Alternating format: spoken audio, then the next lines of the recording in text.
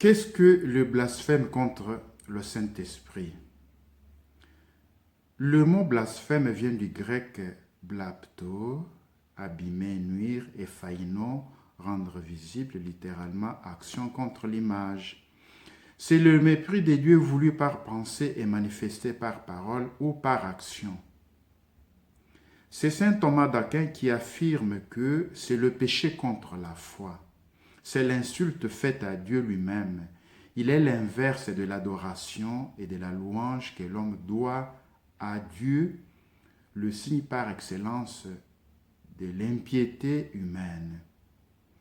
Déjà dans l'Ancien Testament, nous trouvons la présence du blasphème en Lévitique 24, 16.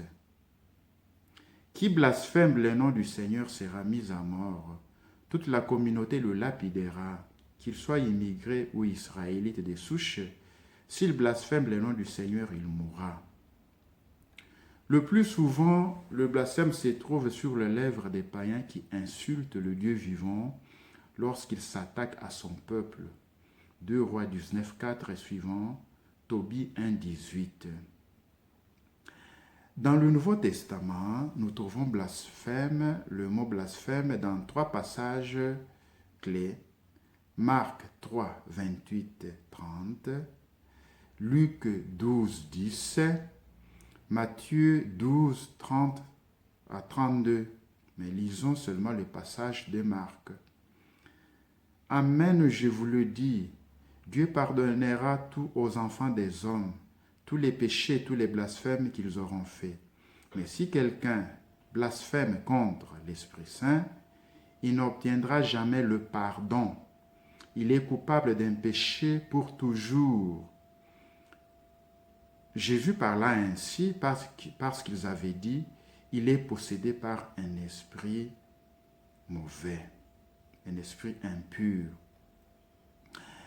Et que nous dit le catéchisme de l'Église catholique dans son article 1864? Tout péché et blasphème sera remis aux hommes, mais le blasphème contre l'Esprit ne sera pas remis. Il n'y a pas de limite à la miséricorde des dieux, mais qui refuse délibérément d'accueillir la miséricorde des dieux par le repentir, rejette le pardon de ses péchés et le salut offert par l'Esprit Saint. Un tel endurcissement peut conduire à l'impénitence finale et à la perte éternelle. Dans le magistère du pape Jean-Paul II, particulièrement dans son encyclique Dominum et Vivificantem sur l'œuvre de l'Esprit Saint dans la vie de l'Église, au numéro 46 et 47, le pape cherche à expliquer ce mot de blasphème. Les papes se demandent pourquoi le blasphème contre l'Esprit Saint est-il impardonnable? En quel sens entendre ce blasphème? Le pape cite saint Thomas d'Aquin. Saint Thomas d'Aquin répond qu'il s'agit d'un péché irrémissible de par sa nature, parce qu'il exclut les éléments grâce auxquels est accordée la rémission des péchés. Selon une telle exégèse, le blasphème ne consiste pas à proprement parler à offenser en parole l'Esprit Saint, mais il consiste à refuser de recevoir le salut que Dieu offre à l'homme par l'Esprit Saint agissant en vertu du sacrifice de la croix. Si l'homme refuse la manifestation du péché qui vient de l'Esprit Saint et qui a un caractère salvifique, il refuse en même temps la venue du Paraclet, cette venue qui s'est effectuée dans le mystère de Pâques en union avec la puissance rédemptrice du sang du Christ. Le sang qui purifie la conscience des œuvres mortes. Nous savons que le fruit d'une telle purification est la rémission des péchés. En conséquence, celui qui refuse l'esprit et le sang demeure dans les œuvres mortes, dans le péché. Et le blasphème contre l'Esprit Saint consiste précisément dans le refus radical de cette rémission dont il est le dispensateur intime et qui présuppose la conversion véritable qu'il opère dans la conscience.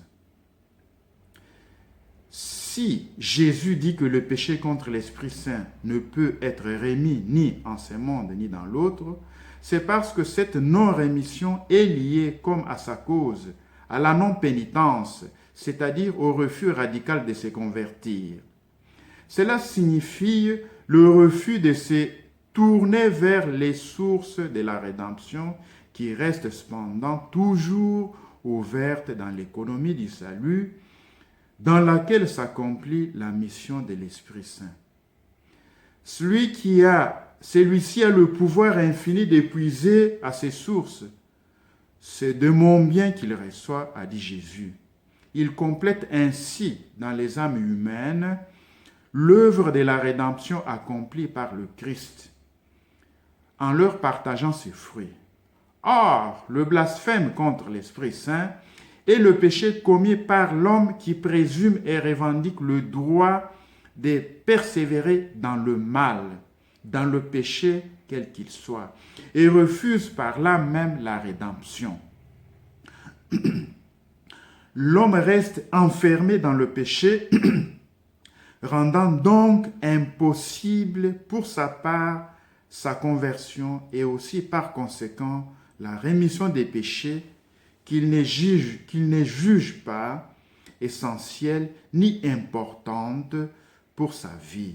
Il y a là une situation de ruine spirituelle, car le blasphème contre l'Esprit Saint ne permet pas à l'homme de sortir de la prison où il s'est lui-même enfermé et de s'ouvrir aux sources divines de la purification des consciences et de la rémission des péchés.